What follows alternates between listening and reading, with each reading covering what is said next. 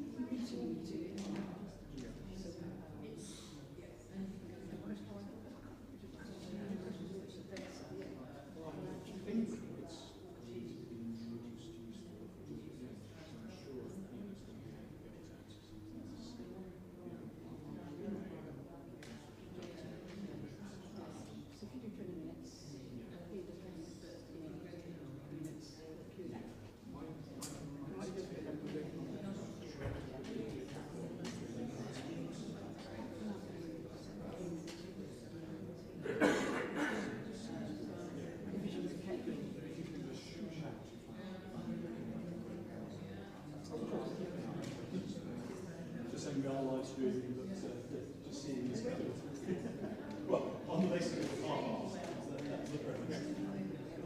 I'll go and see, yeah.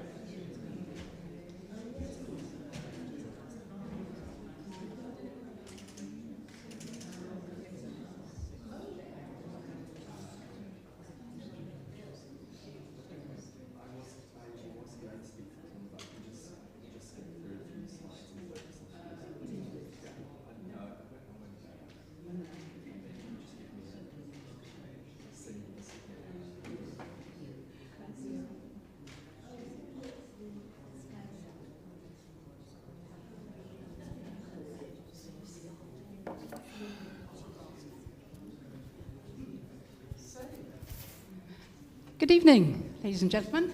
Thank you for coming out on a brisk evening. And this is to help you at least be warm and snug when you're at home. We're very pleased to welcome two excellent speakers. You really are lucky. We have already primed to speak Dermot Barnes, who is a member of our group, but also a sustainability professional, and he's working now at City University. And following him will be Ian Preston from the Ecofurb low carbon retrofit service. So what often holds people up from taking action in their homes is being unsure of who to trust and who to ask to do work that they don't have the skills to do themselves. So I hope this meeting can help you with that. We are recording. The recording will only be used to upload to our YouTube channel so that anyone not able to come tonight can still gain the benefit of our two good speakers' knowledge. And afterwards there'll be tea and biscuits in the hub next door, so please do stay and chat to people and enjoy. Dermot, can I call on you to start the proceedings? Thank you very much, Mary. Thanks for the introduction. And thanks again to everybody for coming out this evening. It's rather tempting to stay indoors and not venture forth this evening, but I'm going to start with a little bit of an apology to those of you who booked the earlier talk that I was due to give week before last, I think it was, Mary. For various medical reasons that I won't bore you with, I wasn't able to do that. So this evening is a little bit of a fusion of what I would have said that evening, which is just an introduction to some of the fundamental principles of retrofit and some of the things that we physically would need to do in our homes, the measures. And it will also talk about the professionals and the contractors and how to approach finding the right people to help you to do the things that you need to do in your home. And I will say that I won't do justice to all that should be covered in both talks.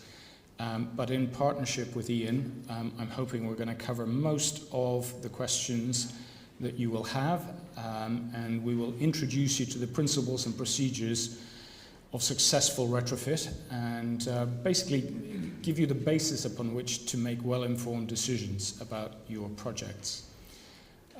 So I'm going to move on just to tell you that the format for the evening will essentially comprise of these 7 areas from me.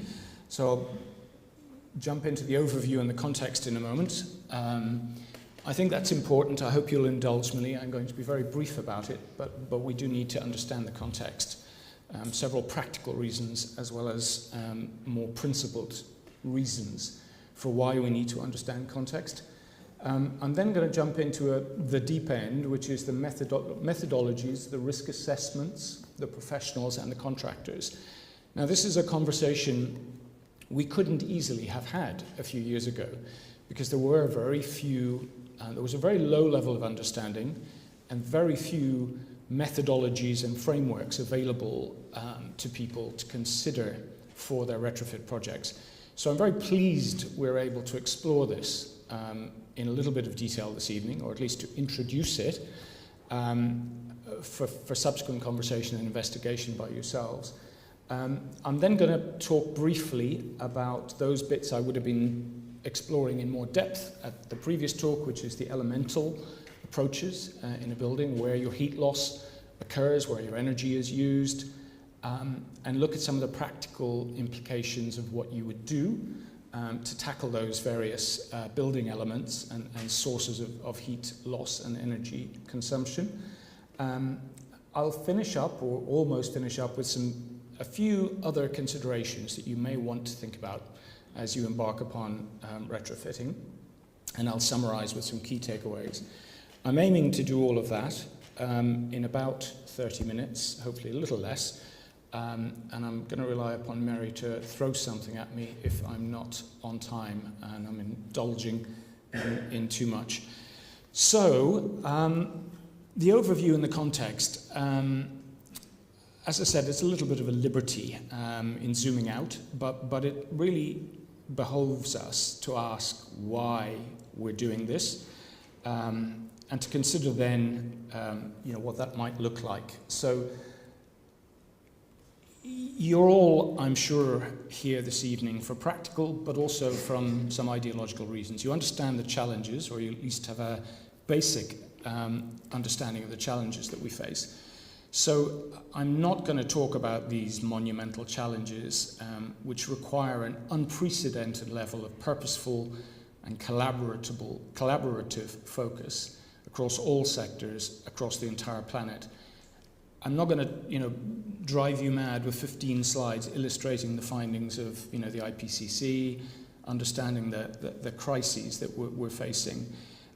What I'm simply going to say is that we need to be delivering at a scale, at a pace, and at a quality, which is roughly 5 times what we're doing at the moment, if we're to stand even the remotest chance of staying within the 2 degrees warming that the IPCC suggested we should achieve by 2050. And just to clarify, that sort of figure of 5 is not hyperbole. It's not my fact, my factoid, as some people would say, but it's essentially information that comes from clean, clear analysis of the pace of change versus what we need to do. Happy to discuss that later with anybody who's interested in doing that. So what does this look like for us when we try to face this at a country level? And you know, what's the reason for tackling domestic energy consumption? So on the left-hand side here, I'm going to show you something else on the right in a moment, but on this section, you're seeing what the government calls reallocated energy emissions. So this basically means all the energy that is used, both for electricity, for all the fossil and renewably powered energy that is needed to run our homes. So you're taking the energy from source at power stations, and you're also looking at the energy that's being used in homes and reallocating that all into certain sectors of the economy. So when you do that, and these figures are from the government, from DESNZ, as it's now known, Department of Energy Security and Net Zero, we've got a 40%, sorry, I beg your pardon, a 30% contribution, with business and transport being the next two. So clearly, any net zero solution that we look at as a country has to include very deep levels of retrofit and attention to our homes. And the time, you know, the clock is ticking very steadily, and we're not doing what we need to do. So the government has statutory advisors in the form of the Climate Change Committee, and they're telling us some pretty horrific facts. The first of which is there are 25 million homes that need to be comprehensively retrofitted within 30 years. And for those who like numbers, that's 833,000 homes per year, or 3,307 a day. I won't insult you by telling you how many we're doing at the moment per day. It's in the tens, and on a good day it might be in the multiples of tens, but we're an awful long way from where we need to be. So if we sort of play this out a little bit further, we need to look at what this means from an energy generation point of view. It's a systemic problem which starts with energy being generated and the fuel that's used for that, and with us as the end users of that energy. So I want to take the opportunity to dispel a couple of recurring myths around net zero and retrofit. And the first of these myths is that government is not going to solve this alone, least of all the present government. But even if we dare to hope that the next one might show some leadership and avoid being captured by commercial and vested interests, the hard work will have to be done by us, by you and by me. And we need to understand why. So in this slide, I'm showing you here on the left-hand side some key facts from a report from the National Grid, which is called the Future Energy Scenario, the FES. And what it essentially does is it tells us what we need to do in order for the grid to be able to provide the energy that we need. So it looks essentially at what we're doing right now. It looks at projected growth in population numbers and energy demand profiles as we go on our road to 2050. It looks at generation capacity and feasibility and costs, and then it looks at the infrastructure that's involved to deliver the energy that we need. Now, it won't be any surprise to any of you to hear that we have a crumbling infrastructure, not least in the energy sector. It's simply not fit for purpose, and it's going to require enormous amounts of investment. But even if you allow that investment happens and the work is delivered, we can't provide a demand profile, a demand energy profile that the national infrastructure will be able to provide without doing three or four key things. So the first of those is gas grid disconnection. Gas will no longer be the predominant means of powering most homes.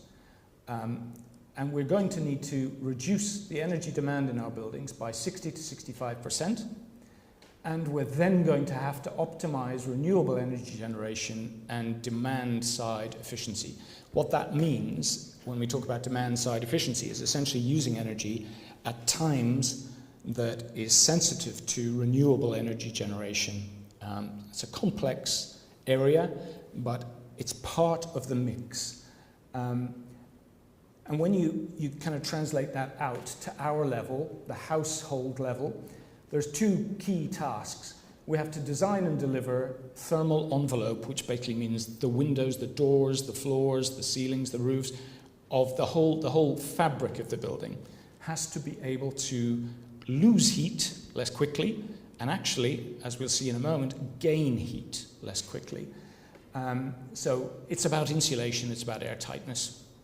And then the second part of that is, once we've reduced that energy demand, we need to make sure that we've got adequate, optimized, local, as in on your home, where possible, and slightly less local, but within neighborhoods, heat and power generation equipment that can allow localized distribution of power. And that's going to mean things like ground source heat pumps, air source heat pumps. It's going to require thermal storage beyond our present technological capacities. And as I said earlier, the demand management piece. So I'm hoping that by explaining that, I will have dispelled, perhaps the second myth in this equation, which basically is we can't solve this by simply commissioning another wind farm or more solar panels. We should be doing that, we need to do that, and we need to be transferring on an individual basis the energy we demand from predominantly fossil fuel generating suppliers to predominantly renewable energy suppliers. That's all essential, but it is not enough. So it's necessary, but it's not sufficient for what we need and for what the national grid needs. So having said all of that, I'm going to move into one other set of considerations. And these are things that are not always paid attention to, but they're increasingly urgent for us to pay attention to. So if we start at the top here at sort of 12 o'clock. So business as usual, if we keep doing what we're doing, we're going to hit 3 to 4 degrees. 1.5 degrees, 2 degrees, that's pie in the sky. We have to fight really hard for it, but if we keep doing what we're doing, we're going to be 3 to 4 degrees more warmer than we are at the moment. And that means people are going to die. More people are going to be dying in their homes. And at the moment, around 2,000 to 2,500 people are dying each year from overheating in their homes. And when you come around the clock down here, two facts jump out when you look at this. And this is not, again, my data. This is data from the Climate Change Committee, from various engineering companies that have been employed to do climate modelling and impacts on homes and living in the UK. So two facts. The first is that by 2035, we're going to need at least 6.5% less energy than we presently need to heat our homes. But we're going to need more, we're going to need 5% more energy to continue to keep our homes cool enough to be livable. That doesn't necessarily mean air conditioning. In fact, it absolutely should not mean air conditioning.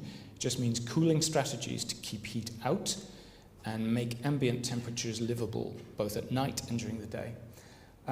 So this overheating homes thing is just going to be more and more of a problem. And as you kind of work your way around, this has legal implications, particularly in the social housing sector, where there are certain key temperature ranges that landlords are required to maintain.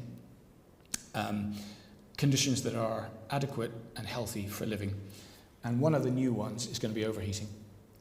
So lots of fun ahead. So having said that, I'm jumping in now to retrofit methodologies, the professionals, and a standard called Past 2035. Now, by my reckoning, I've got about another 15 minutes, so I'm going to keep galloping through. So I'm going to start by talking about some guiding principles. When we undertake any retrofit using any methodology, there are a number of principles, and I'm not going to put them all up here because we'd be here all evening. But if I just concentrate on 4 key principles that I would like you to remember, these are the things to take away, and I'm going to repeat them at the end. We need to employ a whole house approach. So you don't do just one thing. You don't just replace your boiler. You try to think about everything as a holistic series of measures which have integrated or interrelated impacts. The fact that they're interrelated means they need to be integrated. So that's principle number one. Principle number two is fabric first. What that means is driving down the demand for energy in your home, making sure that you keep the heat in. When you heat your home, it doesn't disappear through all the elements in your building in 5 minutes. It stays there. What does that mean? That means you heat it less, which means, obvious things. The next thing is when you insulate, you need to ventilate. Now, this is not something that's appreciated, and it is one of the biggest risks of fabric failure and health problems for occupants in buildings. As we make our buildings more airtight and as we make them more insulated, more thermally efficient, we close off the route to incoming air, which means we have to replicate or replace that air through mechanical ventilation means. Now, I could spend the next 3 hours just talking about that. It's a huge subject. I promise I won't. But we need to remember that. Now, the last thing, this is one of my pet themes. When you insulate, please think very hard about the materials you use and what they do to the physics, the building physics. What do I mean by that? I mean, a building, when it accumulates moisture, such as the moisture we all create in it, it has to get rid of that moisture through ventilation. It helps greatly if you maintain the breathability of the building. So what do I mean again by that? I mean most of the buildings we live in, around here anyway, are solid wall buildings. And they were designed to allow moisture to transfer from the inside to the outside of the building.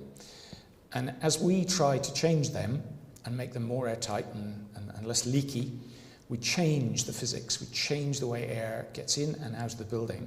And we can, if we don't pay attention, cause serious problem for the structure.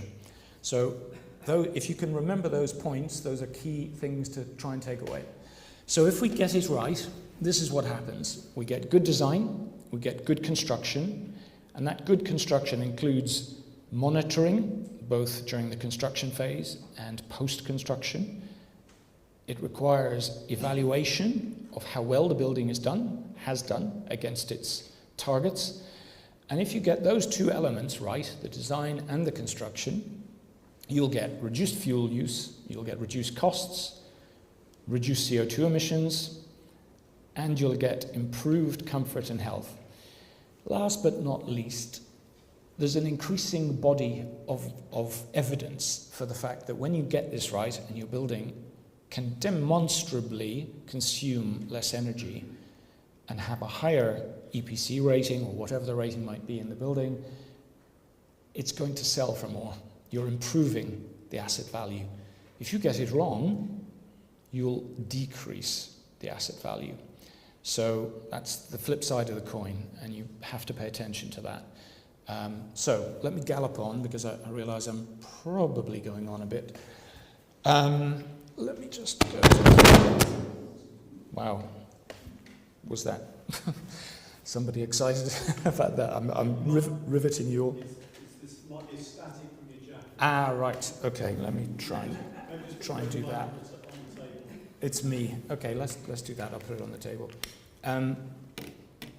So we've looked at the principles of successful retrofit, what to aim for, as it were. Now, let's look at how this might look if you start the ball rolling. Now, this is a very fussy slide, and I apologize. It actually is a simplified version of something that is much more complicated, but there are some things in here which just can't be simplified further. So I'm going to start by asking you to look here. When we start looking at retrofit, we start by looking at what the regulatory regime is. So we start with building regulations. Most of you will be aware that the local authorities control and manage building regulations. When you undertake retrofit work, it's quite likely that it's going to fall under the guise of the local authority.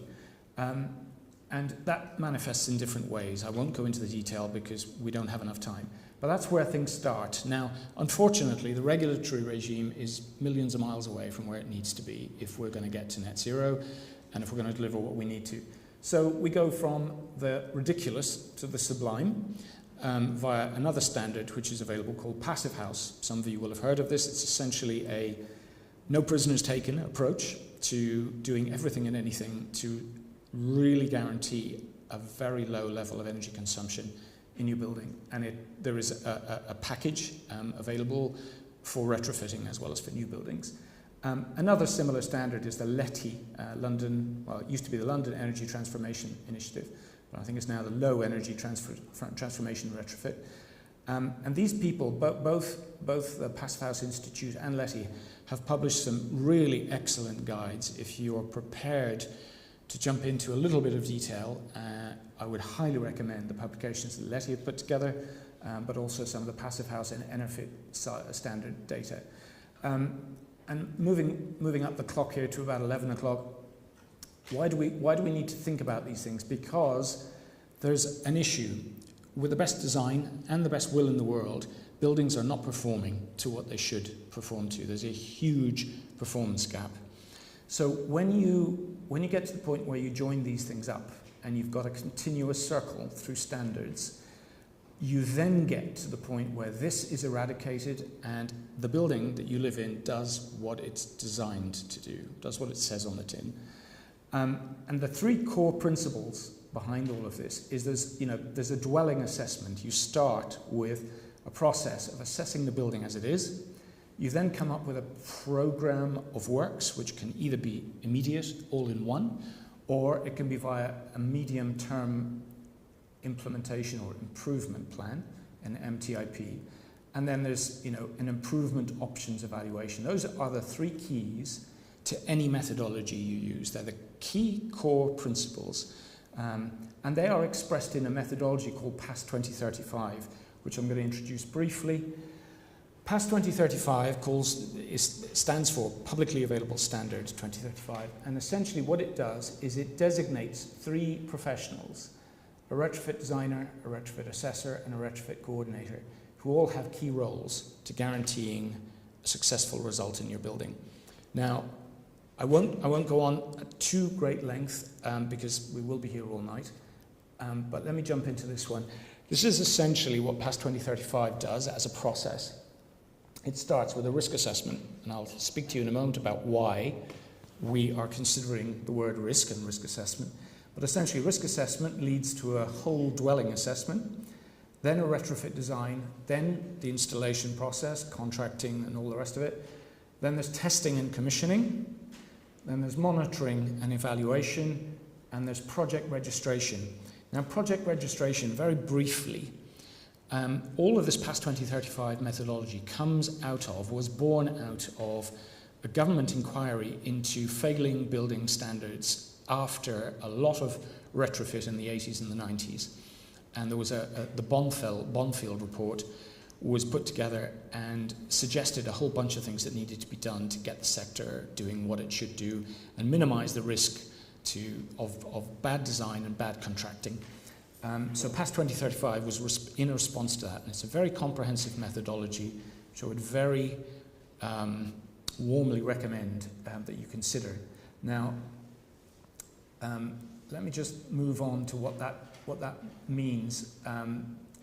There's a lot of data again in this slide, and I'm going to go through it very quickly. But if we look briefly, why do we need it? Well, we need buildings underperform.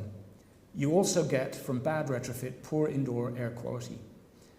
You get building fabric deterioration, and you get human health impacts. So what you need to do, you need to look at that from property risk profiles and design paths, set responsibilities, as I explained earlier. These three people have a role to play. And then you assess the existing condition, occupant patterns, cost effectiveness, etc., and recommend a strategy based on that information. So it's a holistic, thorough approach. And what it aims to do is to give you a medium-term implementation plan or improvement plan, which sets out, capital paybacks, etc., on all the work that you would be doing. It recommends and prioritizes a fabric-first approach, and it provides a registered record for future buyers. Now, this is just an important reflection of what I said earlier. We talked about enhanced rather than decreased asset value. So the vision here is that every time you or I carry out a measure on our home, and I'm not talking about changing the thermostatic radiator valves, in your house. I'm talking about something vaguely significant in terms of measures, which includes things like insulation, window replacement. You would register that, and it would sit on a national register. So when you sell your home, your buyer is able to interrogate that national register and know what has happened, and that it was signed off professionally, etc. So it's a thorough approach. It's only starting, but it's happening, and it's around the corner for everybody. So I'm going to talk briefly about contractors. We talked about professionals a moment ago. We're going to talk about contractors. So if you can, so past 2035 is the standard that essentially maps out the process I just explained to you. It's a standard that applies primarily to the professionals and the methodologies to design and deliver retrofit. But it also encompasses within it what's called past 2030, which is the standard that all professional contractors adhere to. And it's quite an exhaustive and demanding standard, which is why very few people sign up to it voluntarily. I used to run a company that was past 2030 registered, and I can solemnly attest to the fact that it is very demanding and requires a lot of work, professionalism from A to Z. But few people are up to it. But that past 2030 standard translates to what I'm saying here. Past 2030, if you like, that's the gold standard. If you're getting somebody to do something and they're past 2030 registered, you have a very good chance that they will really know what they're doing and they'll do a good quality job. If that isn't possible and they're not signed up, they're under the insulation range. There are actually two main agencies. One called SWIGA, S-W-I-G-A, and another called INCA, which are essentially professional bodies which accredit members through legitimate training and inspection standards. So that's a good silver standard to think about. Under the Windows standard, there are lots of different companies, but as an absolute minimum, you need somebody to be part of CERTAS or FENSA. These are the two organizations. And under renewables, you want somebody who's MCS registered and ideally renewable energy, RECC, consumer code. Yeah, that's it. Both of those standards, because we don't have the feed-in tariffs anymore, this MCS standard has slipped, and quite a few people who will sell you solar panels or heat pumps won't bother their backsides to become MCS registered. If they're not, don't buy from them, full stop. Just don't. And they should also be RECC registered. And I think you should also be checking if a given manufacturer says, I don't know, I'm going to use an XYZ company system. You should find out from that company that that contractor is adequately trained and certified, and that it's a recent training and certification.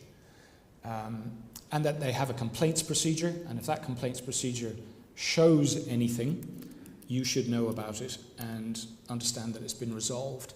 And both the MCS and the RECC standards provide a mechanism for complaints registers so customers can complain and other customers, future customers, can understand if they haven't done a good job.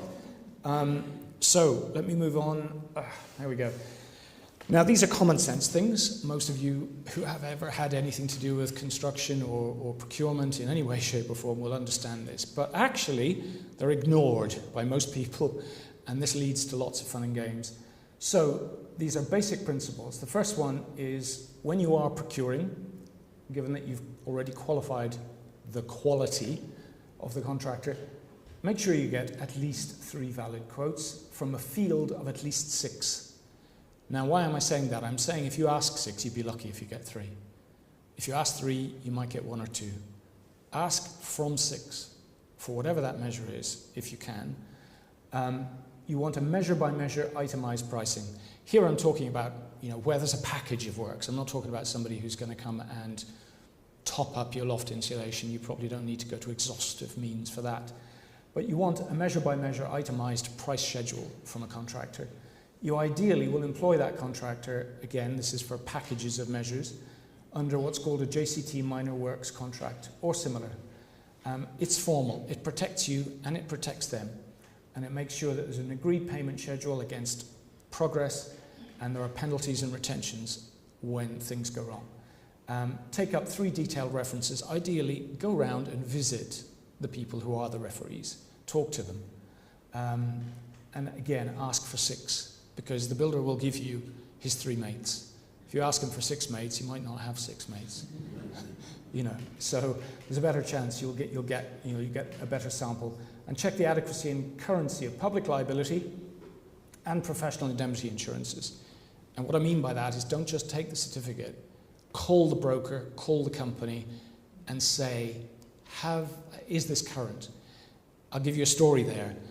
I did this some years ago for a sizable contract, and I just had a slightly uncomfortable feeling about the contractor. And what I found out was the contractor had paid his first month's premium and then chosen to not pay the second and third and fourth. So essentially, he showed me a premium, a policy document, which was valid for a year, but he wasn't insured after 30 days. So if something had gone wrong on my project, the building would have fallen down and I wouldn't have had any recourse. So you need to do that. It's a small silly thing, but yeah. I'm gonna scoot through this. When you get an MTIP, a medium-term improvement plan, it'll look a little bit like this, and I think Ian will talk a little bit about this. So I've got probably a few minutes left. I'm going to scoot through, and we can always come back and talk about that in Q&A. Elemental approach. So the average house, about 80% is on heating. Increasingly, that's going to be also cooling. But this is what we need to focus on primarily. So if I just move on, you'll be familiar with this. This is energy and therefore money loss in your home. In super simple terms, about 25% of the heat in your home goes through the roof, around about 30% goes through the walls, about 10% or so through the through the floors, ventilation, drafts, doors, windows. It does depend on your house. Every house is different. This is just a really super standard generalization. So when we do roofs and lofts, there are 2 basic approaches. One is above the ceiling joists, I should say. So you're cross-laying at least 400 mil of insulation in that sort of space above your ceiling. That's the easy, quick, cheap thing to do. It becomes more complicated when you've got a pitched roof and you have to insulate on the pitch. There are possibilities of doing it between and above the rafters. The crucial thing is that you have to maintain ridge to eaves ventilation. So if you block all of the space in the void there, you'll get decay on your rafters, because at the bottom of a roof, air needs to get in and it needs to get out at the top. So you need to have ridge to eaves ventilation maintained, whatever you do. Okay, solid wall insulation. There we go. External wall insulation, 2 examples here. I won't dwell, but you'll know what it is. Internal wall insulation, I would very strongly emphasize the fact that if you're using internal wall insulation, it needs to be a vapor-open, breathable solution. And people will try and sell you something different because it's easier and it's cheaper and it's quicker for them to do. Don't listen to them. Use a vapor-open insulation system on the inside of your building if you're doing internal wall insulation. That is what a vapor-closed system looks like. You basically create a plastic bag, and as soon as you drill one hole in that plastic bag, all the ventilation that's supposed to stay this side of the wall goes into the wall and causes mold growth and all sorts of fun and games. So I'd really strongly advise you do not use that type of system. There we go, because that's what can happen. That's inside an insulated envelope. Floors, lots of different ways of doing it, but I won't dwell, but suspended floors are complicated. Nobody likes doing them. They're hard work. They involve mostly taking floors up, unless you're doing something clever, like Stuart does. If you want to speak to him, he can tell you later. But essentially, you've got to insulate floors carefully and also make sure there's some ventilation. So if you've got air bricks either side, you've got to make sure that ventilation flows and you don't close it all. And these are different kinds of approach with a breathable membrane that carries the insulation. Ventilation, okay, I'm going to go through these very quickly. Air tightness.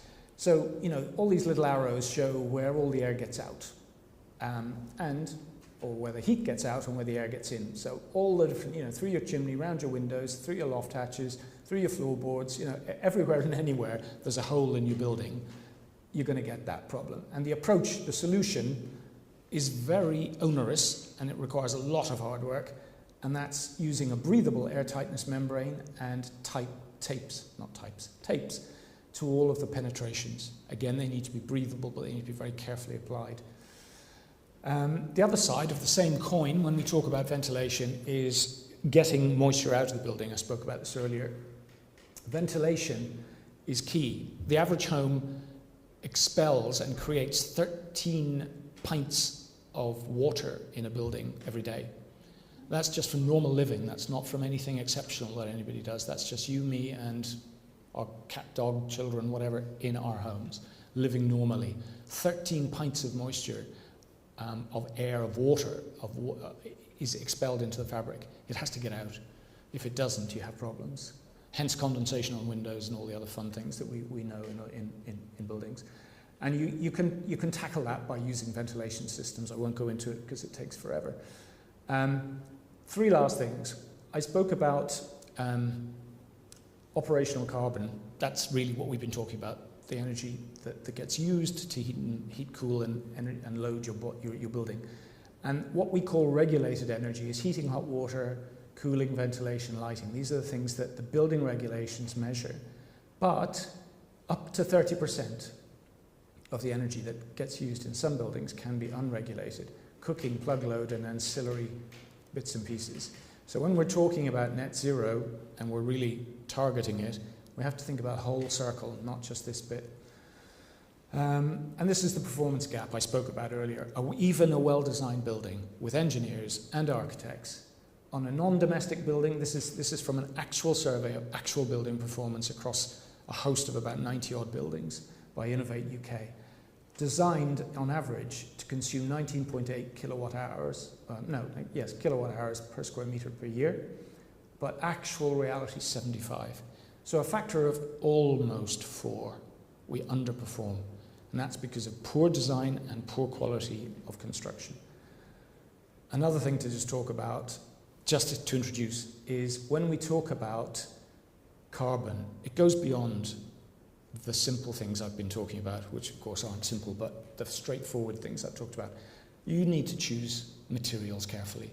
Think natural and avoid petrochemical. Avoid, for example, plastic windows. But there's any number of other things that we could talk about that bring a big carbon bill to your building when you use them. So when we talk about whole life carbon, we're talking about the embodied carbon in the materials that I've just mentioned, plus the operational, and that gives us the whole life carbon. I spoke about the end of gas. That means, for want of a better term right now, it means air source heat pumps and ground source heat pumps. It's a separate discussion. I can't aim to cover it now. But next week we will be. Next week we will be. Fantastic, brilliant. So let me scoot on. A couple of preconditions. These are things to aim for if you are going to think about a heat pump. There we go. Aim to reduce your fabric demand by about 50 to 60% if you can. If you can, put solar PV on your roof. All of those things will give you a result that will be both environmentally efficient as well as economically efficient. And the warning sign here is that electricity, I think this has changed a little recently, but essentially at the moment, electricity is a whole lot more expensive than gas. So you need to think about that.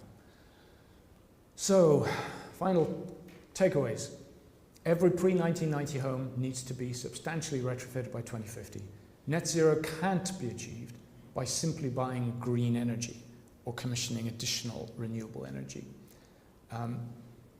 Everyone has a role. This is not the job of government. This is not local government. This is not national government.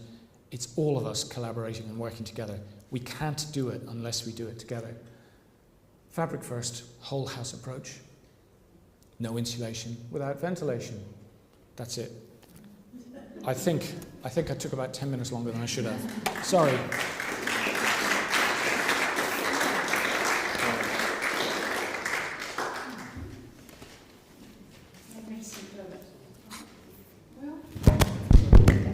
That was clever. Superb. As you've gathered, there's a huge amount of information to distill, and that's why, people who aren't in the business get befuddled. But there is help. And we shall now be hearing from our other speaker for the evening, Ian Preston from Ecofurb, the Retrofit Low Carbon Service. Have I got those words in the right order, Ian? Yes. Thank you very much. Ian Preston, everyone. Save a crick in my neck. Okay. Thank you, Dermot, and thank you for inviting me to speak. Dermot covered a few of the things I'm going to talk about, so I might skip through some of my slides fairly quickly and focus on the extra information I can add. So I might start actually before the slides are ready. So my name's Ian Preston. I'm one of the in-house retrofit coordinators and retrofit assessors at Ecofurb, which is the low carbon home service for London. And it's aimed at homeowners mainly who are paying for their own home improvements. Ecofurb is offered by two organisations working together. One of them is Parity Projects, who built the software that we use to model homes and the improvements to homes. And they've been surveying homes for about 15 years, I think now, and I've been working with them for almost that long. And then the other partner is Retrofit Works, which is a cooperative of installers, vetted and approved, quality-checked installers. And I was going to talk a little bit about whole house retrofit, but Dermot's pretty much covered that. One or two things I might touch on. I'll describe the process we work to, talk a bit about the role of the retrofit coordinator. I'm both an assessor and a coordinator. The assessor is the one who surveys your home and builds the model of the home as it stands. The coordinator is the one who does a lot of the work thereafter, so analysing the potential improvements and recommending how you install them. I'll be talking about some of the challenges to a successful retrofit, and then talking a bit about finding installers. So we've already learned what whole house retrofit is. So we've covered some of these items. So we definitely want to adopt a fabric-first approach. So we're insulating and making the home more airtight before we look at things like renewables or a heat pump to provide the heating. Definitely looking at ventilation when you insulate and make airtight, so you don't cause unintended consequences, problems with the building, its fabric, its contents and its occupants. And then one last item I want to talk about is making sure that all the installers who are working on your project, so if you're doing a whole house retrofit or several different measures, you'll probably end up using more than one different contractor. And it's very important to make sure that each contractor is aware of what the others are doing and that each measure isn't treated in isolation. And that you're thinking about things like what order the measures happen in and how they join together. And I'm talking here physically about how measures join together. So for example, how roof insulation meets wall insulation, how windows and external doors fit into the wall insulation. And one example of getting the order right is, for example, if you're planning on doing things like improving the ventilation, so you're probably putting new extractor fans through the walls, possibly passive air vents in the other rooms in the house to let fresh air in. You might be looking at installing new windows and doors. And if you're also thinking about insulating walls, solid walls in particular, it makes sense to do the other things first, and then install the wall insulation around your new windows and doors. And the reason for doing that is so that one job doesn't mess up another. So if you insulated your solid walls, for example, and then replaced the windows, it's likely the window installer would mess up the wall insulation when they took out the old windows and put the new ones in. So an ideal situation is get everything done first, then insulate the walls, and then the insulation can be butted up against the frames of the new external doors and windows, and you can ensure a good seal, a good airtight seal, and one that minimises thermal bridges, cold bridges. So our process involves, so we'll start off, if you use us, with surveying your home very thoroughly, because although you can generalise, you can say, a lot of heat is lost through a roof compared to the floor in general. Every home is different. So you really need to know what is the right approach for your own home, taking into account its current situation, so how much insulation there is, if any, in different elements, but also the relative proportions of wall, floor to roof to windows, because all of those variables will affect where the heat is going in your house at the moment. So we survey your home, we model the home, we analyse where energy is going currently, and then we analyse the various things you could do to improve the performance of your home, to reduce your energy use and carbon emissions for heating, hot water and lighting.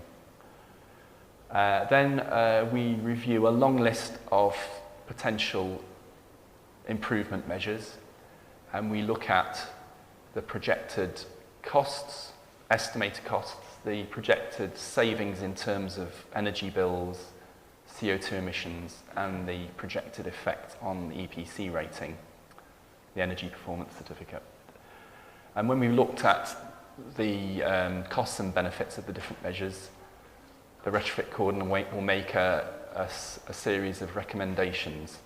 So from the long list, they will pull out a short list of the most sensible measures for your home, put those in a sensible order, and then that order takes into account things like adopting a fabric-first approach, the practicalities of installation, not messing up one job when you install another, but also things like reusing scaffolding. So if you need to put up scaffolding for several measures, it makes sense to put up scaffolding once and get as many measures done as possible while it's there. So we make a series of recommendations, we put them in a sensible order, we split them into a number of phases, which aren't set in stone, it's just our starting suggestion, but usually once we discuss our recommendations with the client, they will maybe add a few measures to what we're proposing, maybe remove a few, change the order, change the phasing, so maybe do more initially and less later. And we can help them sort of review the first draft of their plan. So our report that packages up these recommendations is called an Ecofurb plan, but that's just our name for a whole house retrofit plan, which is a fairly standard document in the retrofit industry. We discuss the plan with the client. There's an optional extra service we provide that we call the building performance requirements, which is a set of documents that provide more detail about the measures we're recommending. So it's not a specification, it's not as detailed as that, because the retrofit coordinator is not the retrofit designer.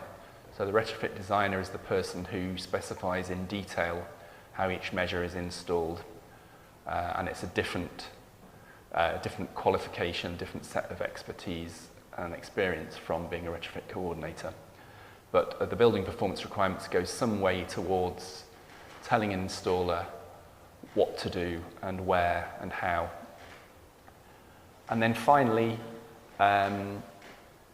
we can put our customers in touch with members of our network, of our cooperative network. So all of our members are vetted when they join Retrofit Works.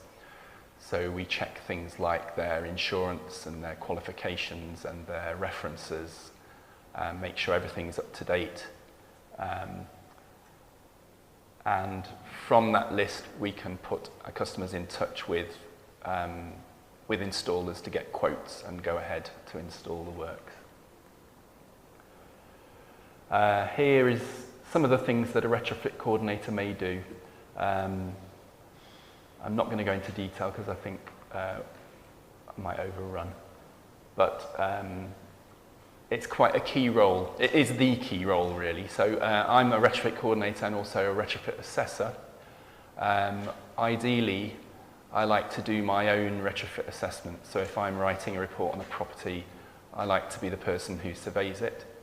It's not essential, it's not required, but I find it works better. I find I've got a much better mental picture of that home when I write the report and make the recommendations than if someone else does it.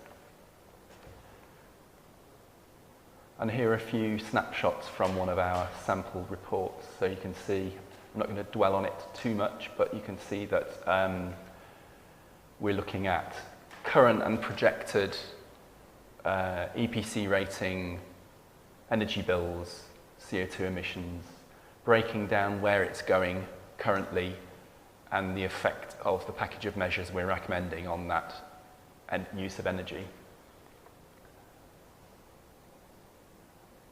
So there you can see the impact of the phases I talked about. And then we go on to a bit more detail and we look at the impact of each measure. So that's the measures in a suggested order. And you can see the sort of effect of each measure cumulatively as you're adding measures to the home.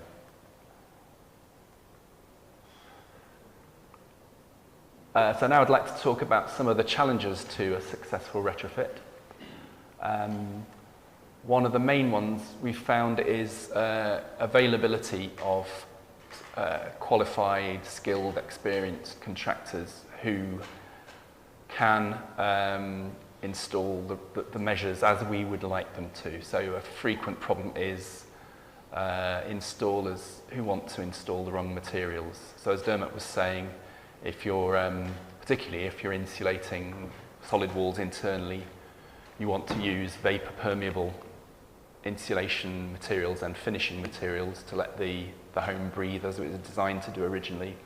And often you'll find an installer doesn't have the experience in those materials, doesn't want to learn, but just wants to carry on using the materials they've always used, which are probably not appropriate for a traditional home.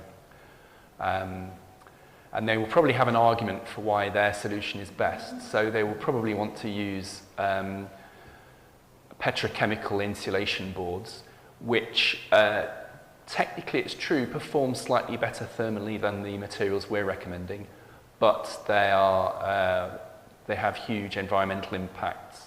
They're not breathable, they're lightweight, they have no thermal mass, so they're not stopping your home from overheating. And the materials we recommend are better all round, but it is difficult to find installers who have the experience and the expertise to install them. And a problem we tend to find is the best installers are the most busy. They're the most in demand, so it's most difficult to get their attention, get them to quote, get them to be available to install. Another issue to retrofit is the costs and the lack of funding that's available. So we're focused on customers who are paying for their own measures. There's not much funding for people who aren't on a low income or receiving benefits. The exception to that at the moment is the boiler upgrade scheme for installing mostly heat pumps. It's also for biomass boilers, but we're focused on air source heat pumps. And that leads me on to a new challenge that I've added recently. It wasn't in this presentation when I gave it earlier this year, but and that's the lack of consistency from government. So I'm thinking here about things like scrapping the requirement for residential landlords to improve the energy performance certificate of their rental properties to C, which I think was supposed to happen in the middle of the next decade. We don't work with a lot of landlords. We're mostly working with owner-occupiers, but we do sometimes get landlords coming to us saying, can you help me to improve the energy performance certificate of my rental properties so that they're viable, future-proofed, I can carry on making income from them. And the government has pulled the plug on that requirement, which is a pity because lots of landlords were taking that target very seriously and looking very hard at how to improve their properties. Another example is the scrapping of the plan to phase out replacement boilers for existing homes, which again was supposed to happen in about 10 years' time. That's no longer going to happen. At the same time, the government has increased the grant available for heat pumps by 50% from 5,000 to 7,500. So they're kind of sending mixed messages, or I suppose what they're trying to do is avoid making anyone do anything, but provide opportunities to do things like replace a gas boiler with a heat pump if you're so minded. But this kind of lack of consistency makes life difficult, particularly for installers who find it difficult to plan for the future, to invest in training and growing their business if the national framework, the national context could change tomorrow.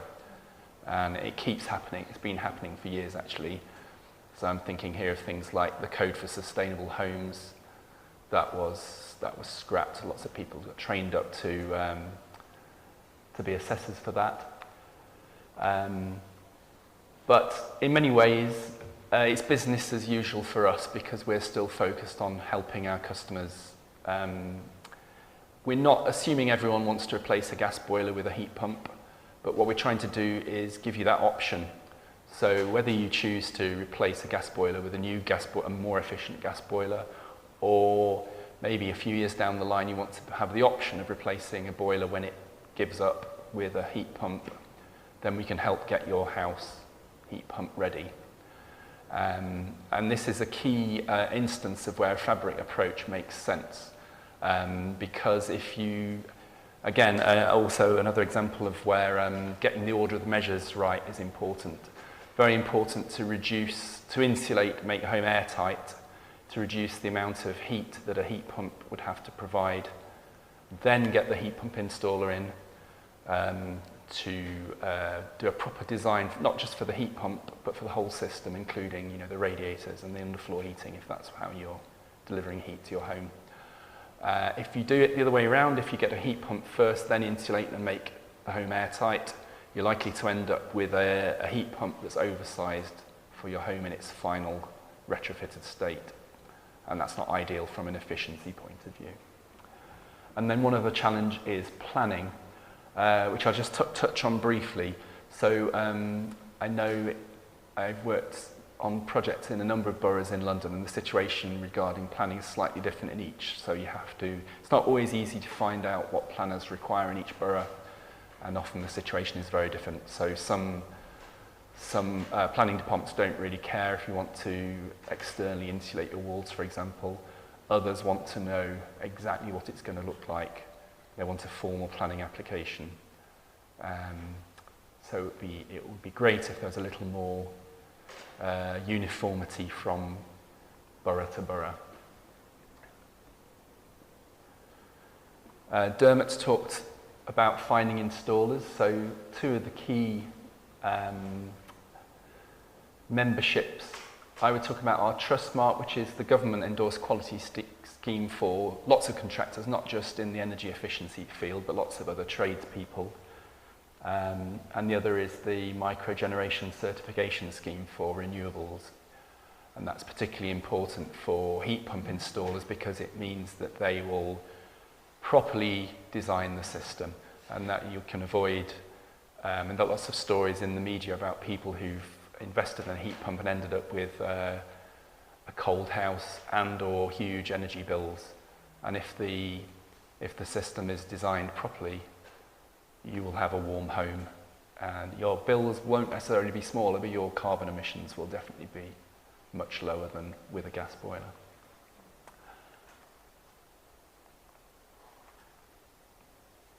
I've jumped one there. So as I mentioned, we have a network of vetted installers.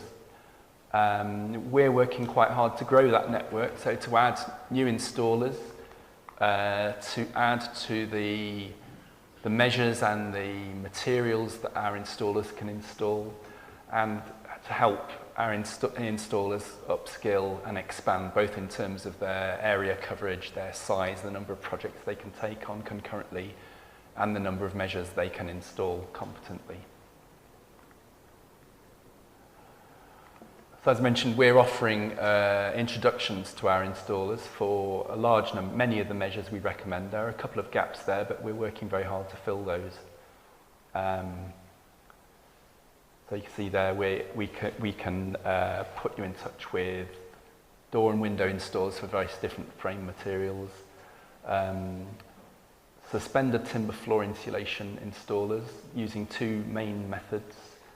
I don't often recommend solid floor insulation unless the project is a large-scale back to brickwork, quite a deep retrofit.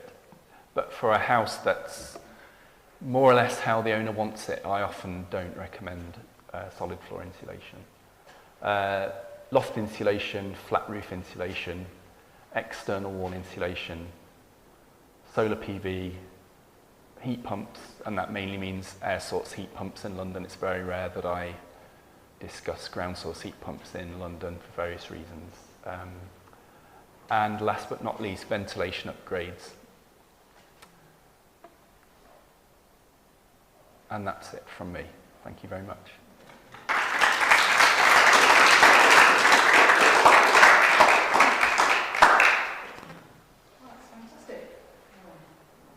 That's fantastic. Thank you very much. Thank you. Very concise and clear and echoing some of Dermot's points.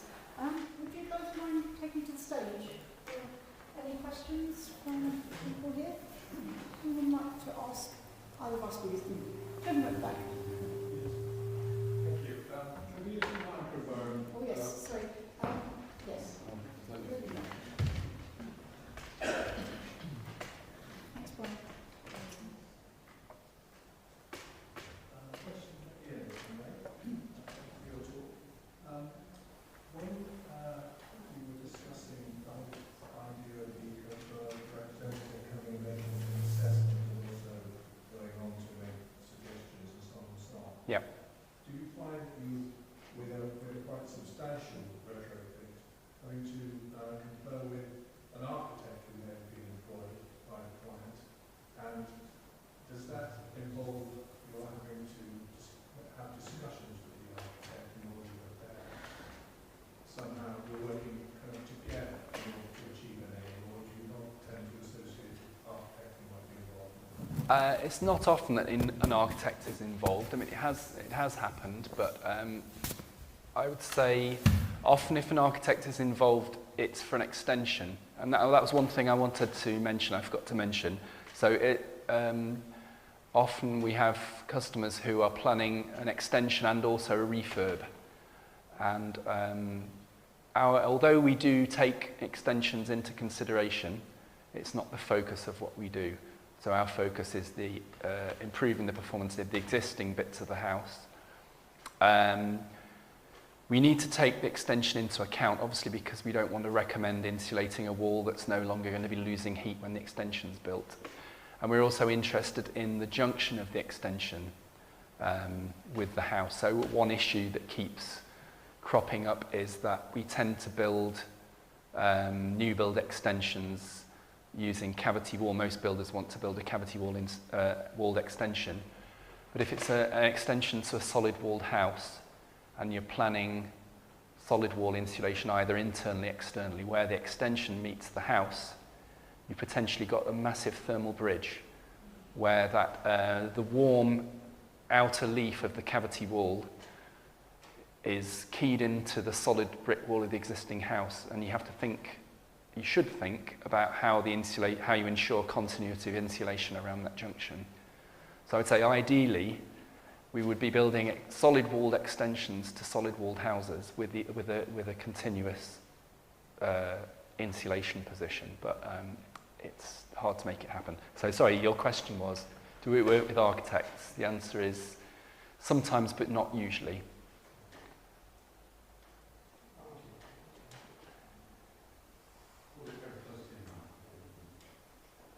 Seems from what you've said that you really need a project manager of some kind, which is something behind mention of an architect. But if you're just conserving a standard house, how do you control a set of contractors who you don't really, I mean, not really understand the technology you're using? Would you perform that task, or do you need Is this a question for me?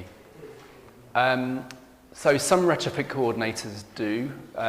Some retrofit coordinators, I mean, they're not project managers, so they won't be there every day. They are visiting site and overseeing installation at the start, the middle and the end, but they're not project managing in that much detail, so that's a different role really. And speaking for myself, I don't do, Ecofurb doesn't currently do oversight of installations. So our focus at the moment is on the earlier stages of the advice, so helping people decide how to tackle a retrofit, what to do, what not to do, what order to do it in, and then putting them in touch with installers. Do you know if there are project managers who effectively are in this space? I'm sure there are, but not all project managers have that experience. There are lots of general project managers, but not all of them understand energy retrofit. I just wanted to see if you could give us any sort of idea about what it would cost to retrofit a London Victorian semi-detached house. I mean, I'm sure that they're all going to be different, but yeah. Just a rough idea of what are we talking about here? It depends entirely what state it's in, how big, currently, what measures are proposed, how big it is. But I mean, it's a full house retrofit is not cheap. It's tens of thousands of pounds. I can add a little perspective on that. I've been involved in procuring and delivering for social landlords as well as private clients large numbers of retrofits, about 600 of them. And I suppose most recently, the figures that are coming in post-COVID are terrifying for a whole house retrofit. So about 2 years ago, I was procuring 100 homes retrofit for a local authority, and a comprehensive range which starts with the tenants remaining in place, so not voiding the house, the property, but essentially doing external wall insulation or internal wall insulation, floors. Actually, we didn't do floors on those projects.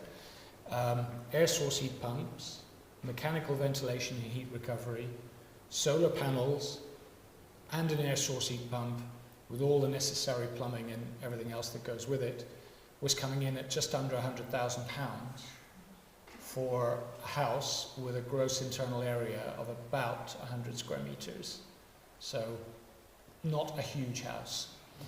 And to reflect on what Ian was saying earlier, one of the real challenges is the price is very high for two reasons. First of all, because there's not enough demand to bring the economies of scale that we need to see. But secondly, and the two are inextricably linked, there's just not enough people with a skill set. And a reflection of that was when we first started that procurement, which was about 4 years ago, we went to tender to all the major construction companies in the UK. It was a public tender for 100 homes, a substantial, £8 million budget. At that point, we got one valid tender reply, having gone to more than a dozen potential contractors. So for many people, it's not something that they're going to be able to, well, for most people, to actually get on with at this stage. Until the government is going to give people grants and get the ball rolling, sort of unless you're extremely wealthy and building a new home or something, Yeah. you've got the money to do it, and you know. I would say we get customers with all sorts of different timescales in mind for their retrofit. So some customers have just bought a home and they haven't moved in yet, and they want to gut it and completely retrofit it top to bottom in a few months. Others are living in their home, and for various reasons, either because they don't want to have to move out, or they don't have the budget to do a full house retrofit in one go. They might have a program, a vague kind of idea of how long they want to spend retrofitting their home, where they want to be in maybe 15 years' time. And then they will install a measure a year maybe, or every couple of years as finances allow. And that's another way to do it. And we can help sort of suggest where to start. That's the beauty of the medium-term implementation plan, because it gives you those, as Ian was saying, in a staggered way. So when you next have some money to do that next measure, it integrates with what you've already done. Can I just ask, I'll just follow on from that one. Is it possible to get an increased mortgage in order to finance that sort of operation? And is it worth doing from a financial point of view? I know there are companies like it's called the Ecology Building Society, and they do green mortgages specifically, and I wouldn't be surprised if there are other lenders offering similar products. There are more and more. Yeah. There are more and more, and it is worthwhile doing because energy prices are so high. But it's also got to do with the terms that you can agree.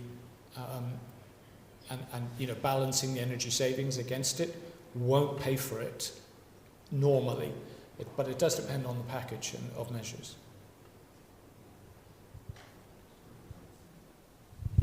Yeah, I was interested in your procurement approach, Dermot, about getting 6 quotes, and I'd just like to remind you, when I procured you to do my solar PV, do you know how many quotes I got? I suspect you might have had at least 10. No, I had one.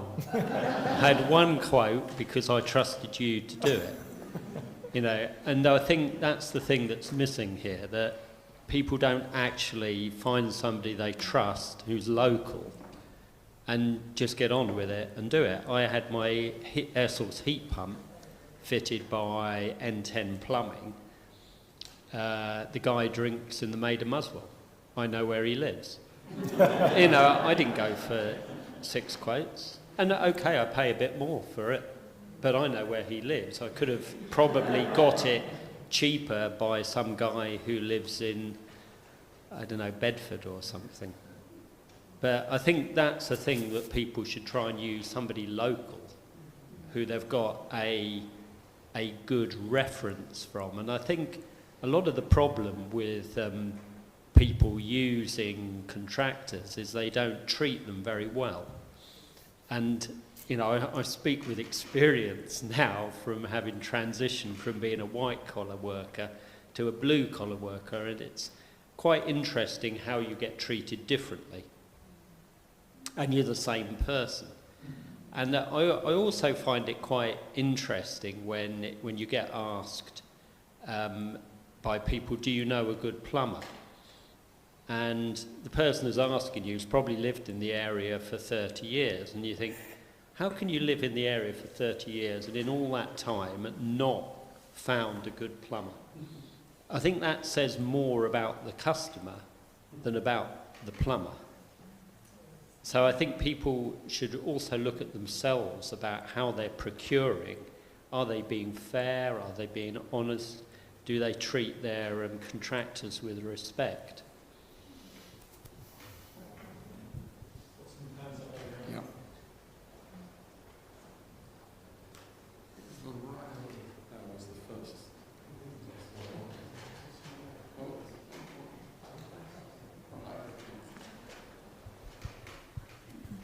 Can I just ask about options for replacing a gas boiler in flats? I live in a flat, not thinking about replacing it immediately, but I don't know what the options are. I mean, it seems like heat source pumps are not, viable in a flat. Are there other options? It might be viable in a flat. It probably depends where the flat is. So, for example, if you've got a ground floor flat with its own space, or an upper floor flat with outdoor space, then that might be an option. Balcony. Probably not a good idea on a balcony. And it is possible to fit them on roofs or even fit them to walls, but usually they're on the ground next to the house at ground level. So what can you do? Well, I'm going to make a suggestion, which is not the ideal. Your question is an incredibly important question, because you are in the same boat as so many other people, and we haven't cracked this nut yet. And the standard answer from anybody is you need to look at the block holistically, because it's possible to have an air source heat pump or a ground source heat pump which provides energy to the block communally without the need for anything other than quite a small piece of kit in your own home. But that's the ideal approach. But as the technology is right now, it's incredibly difficult to crack that particular nut that you're talking about. And as such, there is no absolutely easy solution. It's going to be a challenge, and it's compounded by the fact that as a flat owner, you don't have what's called permitted development rights, which a householder has. So you normally have to get planning permission if you want to put in, and this is a very sensitive subject at the moment. There's a lot of people quite angry about it, but when you're trying to put in an air source heat pump, it changes the way your building looks depending on where it is. If it's facing the street, for example, where it's visible in the public realm, you need to get planning permission for it. So if you stick that in your balcony or stick it on my balcony, somebody's going to see it and complain about it. So there's a lot of test cases going on at the moment with planners for listed buildings as well as conservation areas.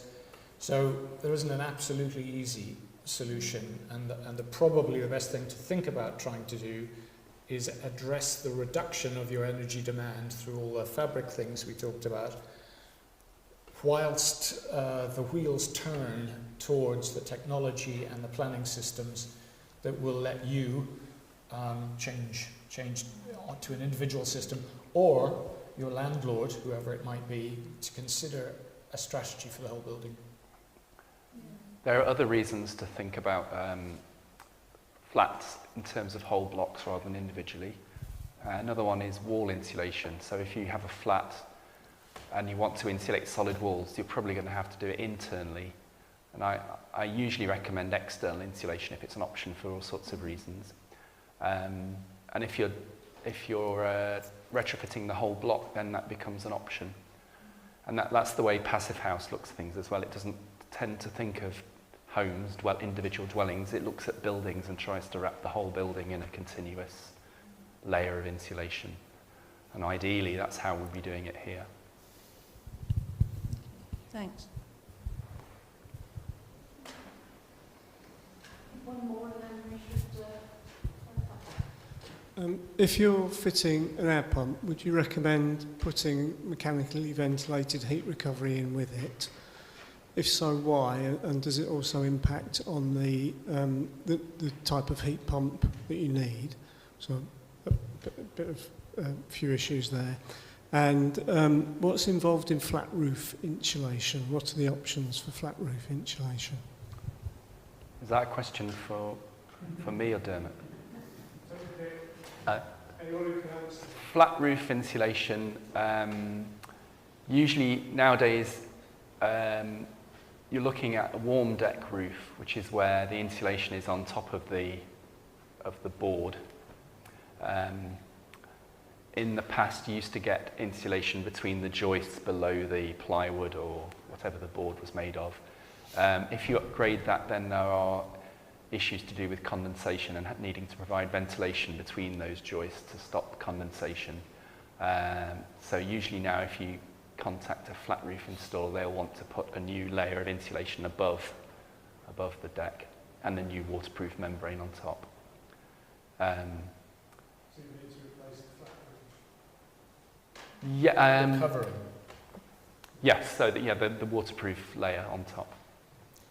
And can I add one suggestion, just in addition to that point, to complement what's been said already? The thing is that if the space that you're talking about is a habitable space below, i.e., it's a bedroom or whatever, I would strongly advise considering a high-density insulant.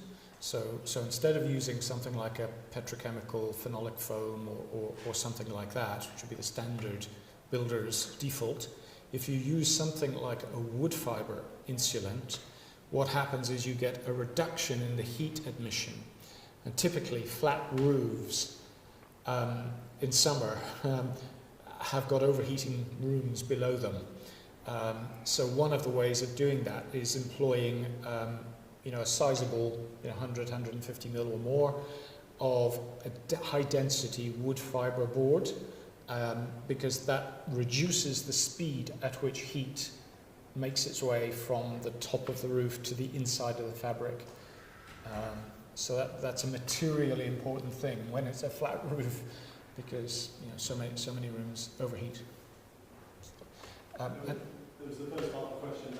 It was Mechanical ventilation. Air source, yeah. Do you want? I don't usually recommend mechanical ventilation with heat recovery unless you're proposing a passive house retrofit, just because the air tightness is unlikely to be good enough. So if you're using mechanical ventilation with heat recovery, you're using more energy because it's operating continuously. And unless the air tightness is very good, there's a risk that actually the heat exchanger is being bypassed. So I think there are other solutions that are more suitable for most retrofits. So I often recommend decentralized mechanical extract ventilation, which is where you have... I was going to ask you to qualify that, Ian, because the difference between decentralized, i.e. a single unit, as opposed to a whole house MVHR. Yeah, I think that's probably. I mean, there are other whole house options. So there is a company called Aereco that does a ducted whole house system doesn't have heat recovery, and that's an option, but I don't think it's essential in most cases. So usually, what we recommend, and one thing to say is a lot of customers are quite resistant to improving their ventilation, because it seems counterintuitive if you're insulating and improving the air tightness. It seems counterintuitive to be allowing lots of cold, fresh air in, but it is essential. So we usually have to come up with a practical, low-cost solution to upgrading the ventilation, and decentralized, humidity-controlled extract ventilation with passive fresh air supply is usually the best option in my experience. Would you agree? Yeah, I would agree, and maybe just to add one more thing, because I think Ian covered it very well. But as a general principle, ventilation is something that is needed. You need to consider it actively when you're doing something that changes the dynamics of heat and moisture in the building. So what that generally means is when you're making the building a little bit tighter or a little bit more insulated. So if you are only doing a boiler upgrade, I say only, I mean if you're changing your boiler for an air source heat pump, that shouldn't automatically require an associated ventilation upgrade, because it's quite independent, there isn't. So you need to be aware of other reasons why you might want to use ventilation. If there are other, and this is the sort of thing that would be picked up in a survey, if there were indicative requirements for increased ventilation, then you'd want to be doing that. But there isn't a direct relationship between changing your boiler for a heat pump and ventilation, I would say. One of the things we look at when we survey is the presence of condensation and mould and other damp problems. The damp problem is not necessarily caused by condensation. sometimes, often is, but whatever the cause, it needs to be sorted out and given time to dry out before you look at things like wall insulation. Can I quickly ask you about exhaust air heat pumps? Sorry to cut you short. Can I say we will be mingling over tea and coffee because it's 9 o'clock now. So I think we should move on. There will be more informal discussion in Hub.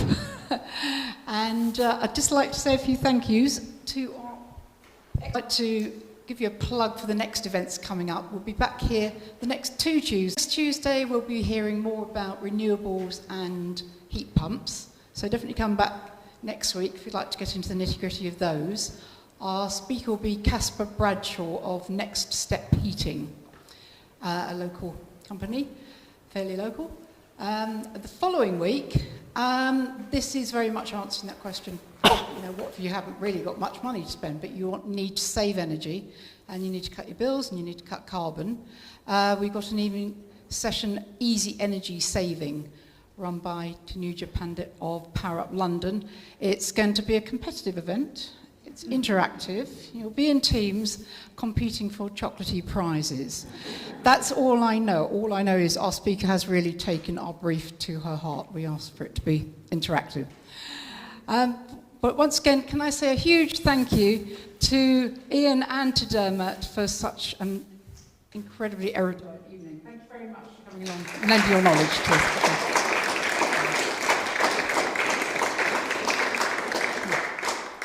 Oh, one more thing. Yes, tea and coffee now. And you can also socialise on the 19th of December, which will be our Christmas party at the United Reformed Church, another church. We had our summer party here out on the lawn, which is beautiful. And we're heading indoors at the URC. The conversation will probably cover some of the topics we've been discussing tonight, but we'll also be socialising. So do join us. Thanks again. Good night.